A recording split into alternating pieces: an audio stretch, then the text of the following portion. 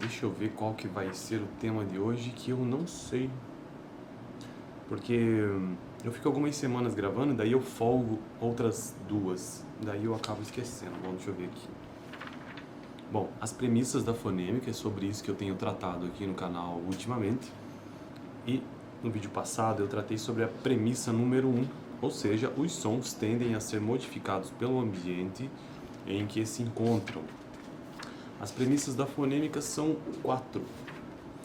Esta que eu acabei de mencionar, que os sons tendem a ser modificados pelo ambiente em que se encontram, os sistemas sonoros tendem a ser foneticamente simétricos, os sons tendem a flutuar e sequências características de sons exercem pressão estrutural na interpretação fonêmica de segmentos suspeitos ou sequências de segmentos suspeitos. Meu Deus, o tamanho dessa premissa. Então, repetindo o que eu já tratei nos vídeos anteriores sobre essa premissa 1, os sons tendem a ser modificados pelo ambiente em que se encontram em algumas situações, ou seja, ambientes ou contextos propícios à modificação de segmentos, tanto consonantais de consoantes, quanto de segmentos vocálicos de vogais. Lembrando, este é um vídeo de fonética e fonologia, que é uma playlist específica de linguística que estou gravando aqui no canal toda semana. Então, os ambientes ou contextos propícios à modificação de segmentos são 3, né? Sons vizinhos, ou seja, sons vizinhos tendem a modificar, os sons tendem a modificar, né? Fazem parte deste ambiente que modificam os sons. Então, os sons vizinhos precedentes ou os seguintes, tanto das vogais como das consoantes. Fronteiras de sílabas, morfemas, palavras e sentenças. Então, sempre que ocorre, né, ou que esteja numa região de fronteira entre sílaba, morfema, palavra e sentença, então também é um ambiente ou um contexto propício à modificação de segmentos ou de sons modificados. E por fim, a posição do som em relação ao acento, então a posição do som em relação ao acento. E aí o texto ele continua dizendo o seguinte: bom, mas antes de entrar no texto propriamente dito, ainda existe aqui uma maneira de se transcrever, né, estas modificações. Porque o livro base que eu estou utilizando é este aqui, ó, Fonética e Fonologia do Português. E aí um dos objetivos da fonética e fonologia é descrever, transcrever os sons da fala humana, né? Não somente os sons da fala humana, mas também a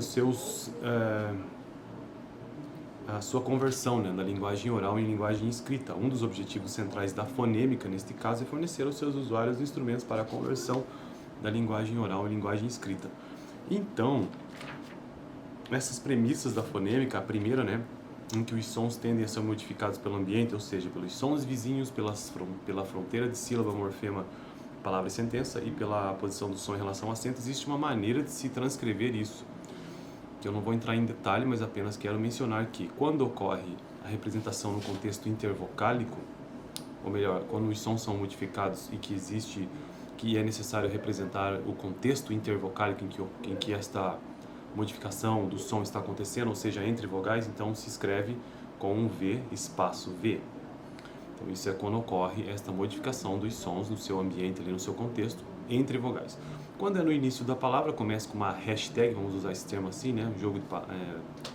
Antigamente se dizia como, até esqueci, não era hashtag, era jogo da velha, bom, enfim, hashtag hoje em dia. Então, hashtag espaço significa que está ocorrendo esta modificação do som no início da palavra. Agora, quando é no final de palavra, então começa com espaço e a finalização com hashtag. São 5 representações.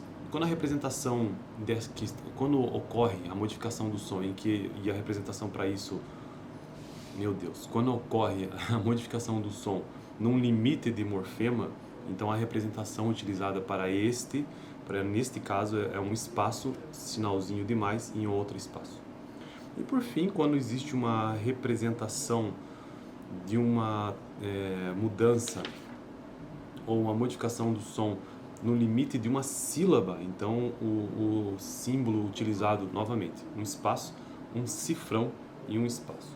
Então, este é o vídeo de hoje, apenas estou mencionando como que se coloca então essas 5, como que se representam, né, estes 5 essas 5 situações aqui de transformação nos sons que são modificados pelo ambiente, né? Então, a representação de um contexto intervocálico, V, espaço V, representação no início da palavra, hashtag espaço, representação no final da palavra, espaço, hashtag, representação ou representa um limite de morfema, espaço, mais espaço, e representa um limite de sílaba, espaço, cifrão, espaço. Deixa eu ver se eu ainda apresento mais um texto aqui para a gente finalizar o vídeo de hoje. Antes de entrar no próximo tópico, que é nasalidade, ainda como parte da premissa 1, né? Alguns símbolos são formalmente utilizados para caracterizar os contextos mais frequentes, como eu já mencionei, conforme ilustrado no quadro a seguir. Isso eu já tratei, né? Observe que na caracterização dos contextos listados no quadro espaço, sublinhado, por exemplo, entre as vogais em V, espaço V indica o local em que se encontra o segmento cujo contexto desejamos descrever. Então veja, está ocorrendo uma modificação no som naquele espaço que se analisa. Portanto, se desejamos fazer a referência ao R intervocálico, podemos escrever R ocorre, V, vogal, R, V, ou seja, R ocorre entre vogais. Consideremos a seguir as modificações que ocorrem com as sibilantes S, Z, Sh, Ch, ou seja, S, Z, Sh e Ch. Em português, quando em posição final de sílaba. Pretendemos investigar de que maneira uma consoante vozeada ou desvozeada interfere na realização fonética da sibilante em posição final de sílaba. Aí pede-se para fazer um exercício neste livro, né, que não está feito, inclusive, e não vou fazer. Deixa eu ver. Só se eu fizer no vídeo. Transcreva foneticamente os dados abaixo, observando o vozeamento das consoantes adjacentes no limite de sílaba. Transcreva, então, transcrição fonética, né, que é anterior, é a menor unidade da língua. Então, transcreva foneticamente os dados abaixo, observando o vozeamento das consoantes adjacentes. Então, ele pede para observar quando que uma consoante está desvozeada ou vozeada. Cuspe, cuspe, então as sílabas cuspe, cuspe, cuspe. Veja que esse S ele é desvozeado, né? Cuspe.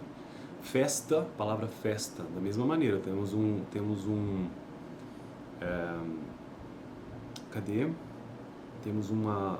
símbolo fonético ali para festa, continua desvozeado, né? Veja que S é diferente de Z, ó.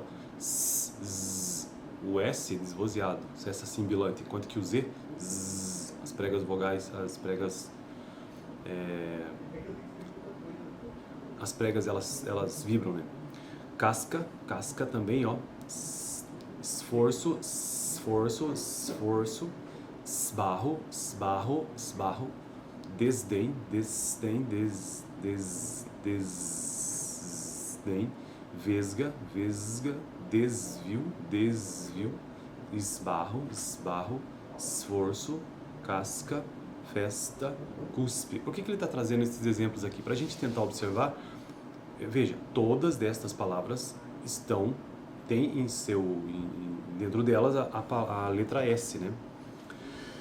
E que, dependendo do caso em qual palavra esteja, esse S, ele se torna vozeado ou desvozeado. Cuspe, desvio, vius. Então, é isso que é a ideia aqui deste vídeo, sobre essa premissa, né? Que o contexto ou os sons tendem a ser modificados pelo ambiente em que se encontram.